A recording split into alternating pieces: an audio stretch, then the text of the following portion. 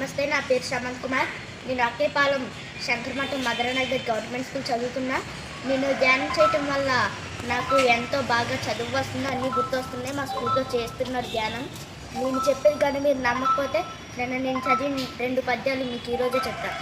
చరితలోని సారమిది, భవితలోని భావమిది, వీరగాథ విజయగాథ రెన్ని విన్న మూలమిది. వందే మాతరం, వందే మాతరం, వందే మాతరం అంటోంది మాతరం.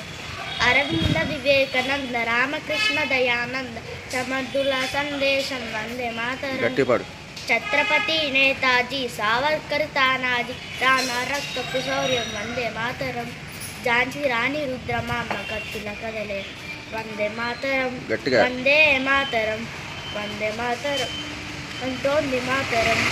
ఎన్నాళ్ళి వేదన ఎన్నాళ్ళి రోదన, తల్లి బాధ తీర్చకుంటే తనయులమేనా, వీసు విషపు తంత్రాలకు విరుగుడు మంత్రం.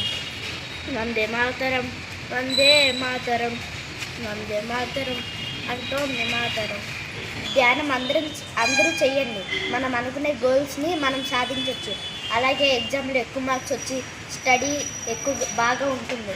అలాగే బ్రెయిన్ కాన్సన్ట్రేషన్ అన్నీ బాగుంటాయి. మీరు కూడా చెయ్యండి ధ్యానం, చాలా ఈజీ. ఓన్లీ శ్వాస మీద ధ్యాస. జై హో పత్రిజీ.